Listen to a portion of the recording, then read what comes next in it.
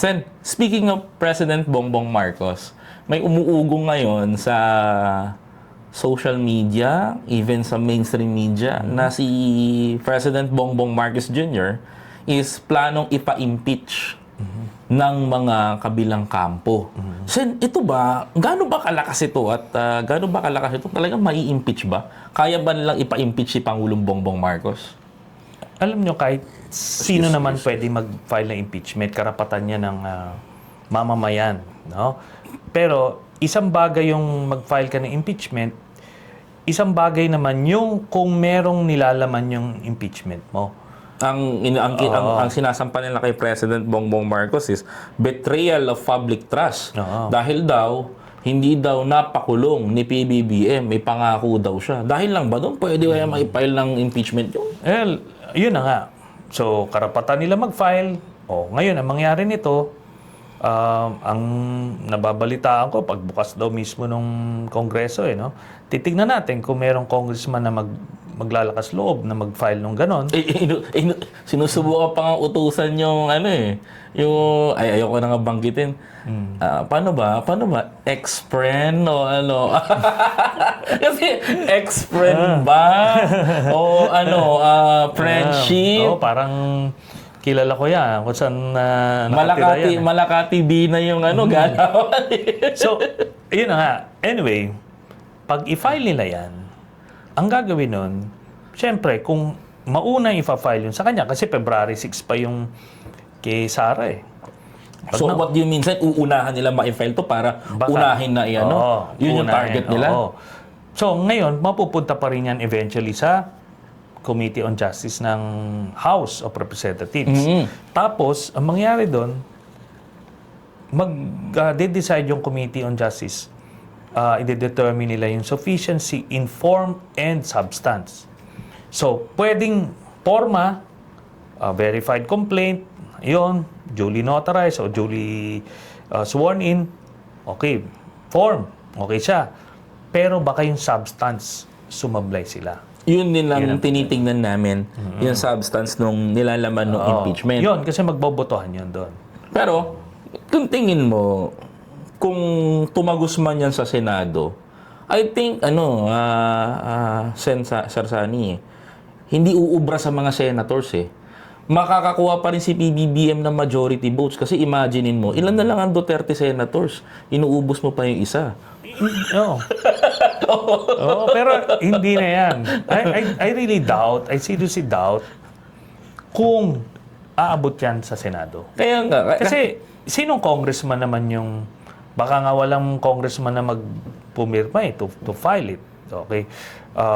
Pero kung meron man, ang hirap kasi kung meron kang ebidensya ng impeachable offense ni President Marcos ngayon, dapat na didiscuss na yan ng publiko. Hindi kagaya nung kay Sara, talagang all out nalalabas na yan. Naka-broadcast. Pero talaga nagkwentuhan lang namin ng mga vlogger na kaibigan ko. Sabi niya gano'n. Sabi, naku, delikado daw si PBBM kasi daw i-impeach daw. Kinikwento daw sa kanilang gano'n. Sabi ko, kung tumagos daw sa Senado yan, sabi ko, sinong boboto? Sabi ko, usap kami, si Aimee, si Marcoleta, si Bongo, si Robin. Sabi ko, si Bato, hindi, nagtatago. Sinabihan ni Sir Sara na magtago.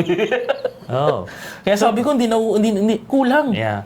Kukulangin. Pero sabi nga, doon pa lang, dito pa lang sa House, I doubt kung, sa Committee on Justice pa lang, I doubt kung makakalusot yun. Yeah. So, yun din ang tingin ko. Kaya sabi ko sa mga kaibigan natin. But gagawin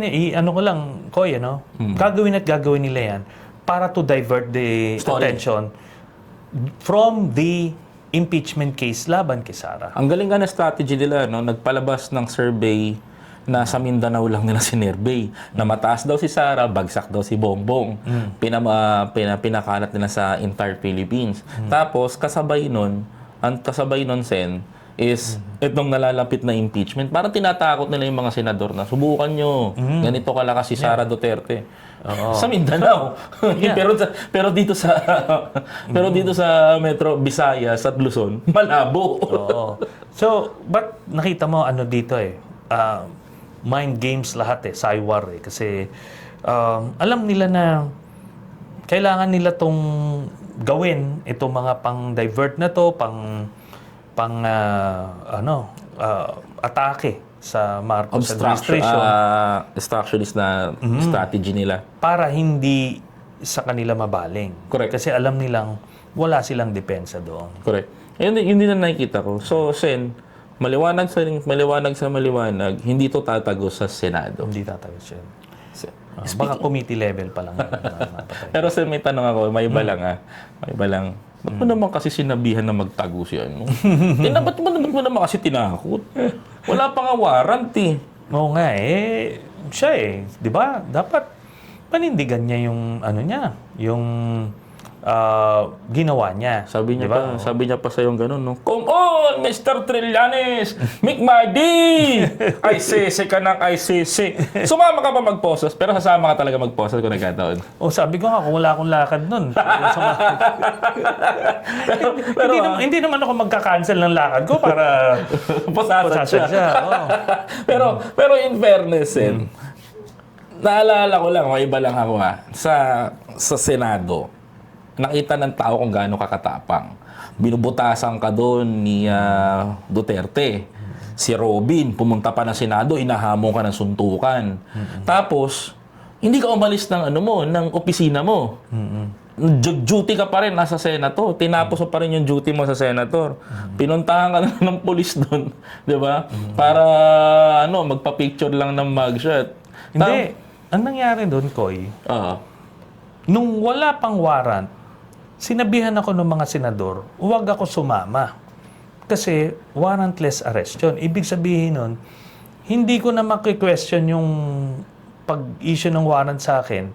I-deliberate yun sa Supreme Court. Ba nakakulong ako? Kaya ang advice sa akin ng mga senador, huwag ka sumama. Antayin mo yung warrant. Di ando doon ako, nag-antay ako sa Senado. Lumabas yung warrant. Kaya pumunta yung pulis, sumama ako. Sumama ako sa pulis. Mugshot ako, nag-post ako ng bail, then saka ako bumalik sa Senado. Kaya pala. So parang hiniya ka lang pala talaga ni Duterte doon. Hindi, nag-aantay sila nung isa pang warrant na walang bail.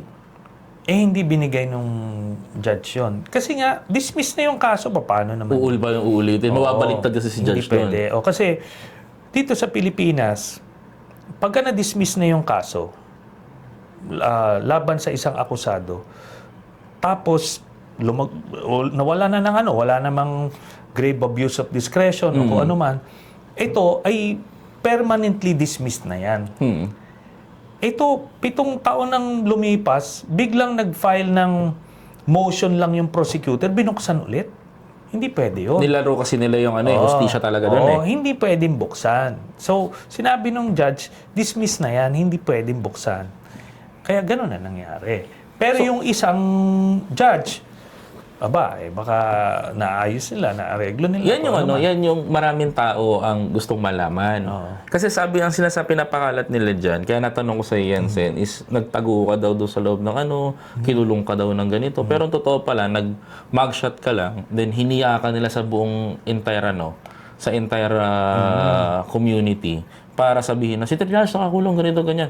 Yung pala yun. Oo, ang talagang gusto nila akong damputin at ikulong permanently.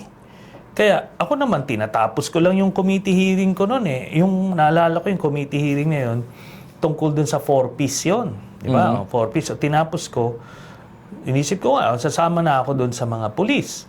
Kaso sinabihan ako nila mga senador, no? Lahat sinabi, huwag ka sumama kasi warrantless arrest yan. Antay mo yung warrant. Di nag-antay ako ng warrant. 2 yung inaantay namin na warrant. Yung isang korte nagbigay ng warrant. Pero may bail. So lumabas ako, pumunta ako ng Makati, Makati Station ng police. Nag-post ako ng bail, doon ako nag-mugshot. Yung nakagano kasi. Doon ako nag-mugshot. Okay. Lahat. Yung proseso. Tapos, nagpiyansa ako, then bumalik na ako ng Senado. Inaantay namin yung isang kaso, yung kudita, walang bail yun. Yun ang inantay. Nagsabi yung judge, hindi ako mag-i-issue ng warrant. hindi niya binuksan? Kasi nga, bawal yun. Ang tagal na na-dismiss yung kaso. Kasi kung papayagan ng Korte Suprema magbukas ng kaso, mag-motion ka lang, wala nang permanenteng desisyon ang korte. So, gano'n na nangyari noon. Kaya, ang naalala lang nila na nagtago daw ako sa Senado, hindi. Yun yung, Narrative nila. Oo, ang ginagawa, ang decision ng mga senador noon, ito na lang yung natin, kung last bastion of democracy. Kung papayagan akong damputin ng walang warrant, di lahat din sila pwede nang damputin. Kaya sinabi na wag. Lahat ng senador noon suporta sa akin. Kahit yung mga kaalyado niya. Yun ang nangyari doon. Kaya pala naging matunog yun. Pero nung inisyoan ako ng warrant, sumama ako, lumabas ako. Kaya ito si Bato. Kaya ka na mag-shot. Oo. Ito si Bato. Kung may warrant ka, di lumabas Kasi ka, pag kaya kami nag-shot, pinrocedure ka pa rin. Oo. Nag-Miranda rights doon. May video yun. Nakita ko rin yung nun. Pero ito, Sen, dito lang ako nagtaka. Bakit itong isa? Di ba? Wala pang warrant, nagtago na. Sila daw yung mga warrior, mga kitatapang, di ba? Galing. Kasi Sen, kung titignan natin ng mabuti, kung titignan mabuti, ikaw, humarap ka, tinarap mo yung trial. Hinarap mo yung procedure, hinarap mo. Bakit ito? Parang biniro lang ata, pinagtripan lang ata ni Ombudsman Boying Rimulya.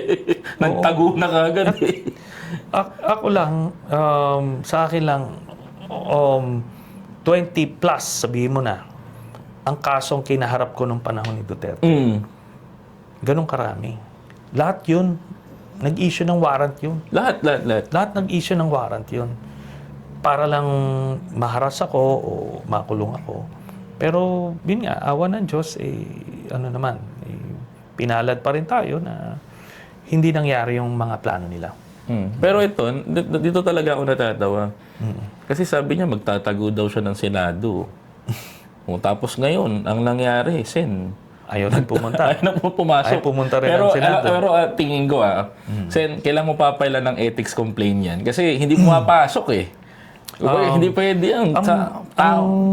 Kung kasi, ang precedence ito yung kay Senator Lacson, after 9 months, sinara yung kanya opisina.